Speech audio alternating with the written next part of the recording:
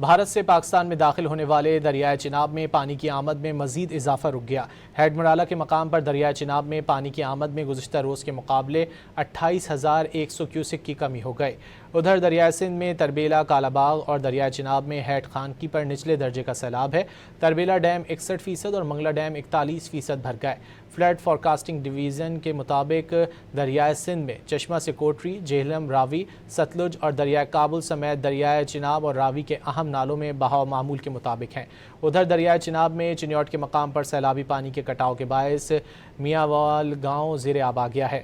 دریائے کٹاؤ نے موزہ ڈھوم سیداں اور وٹ سیداں کو بھی اپنی لپیٹ میں لے لیا ہے۔ درجنوں مکانات دریا برد ہو گئے۔ متاثرہ دیہات کے رہائشی اونچے مقامات کی طرف منتقل ہو رہے ہیں۔ بھارت سے پاکستان میں داخل ہونے والے دریائے چناب میں پانی کی آمد میں مزید اضافہ رک گیا۔ ہیڈ مرالہ کے مقام پر دریائے چناب میں پانی کی آمد میں گزشتہ روز کے مقابلے 28,100 کیوسک کی کمی ہو گئی۔ ادھر دریائے سندھ میں تربیلا، کالا باغ اور دریائے چناب میں ہیڈ خانکی پر نچلے درجے کا سیلاب ہے۔ تربیلا ڈیم 61% اور منگلا ڈیم 41% بھر گئے۔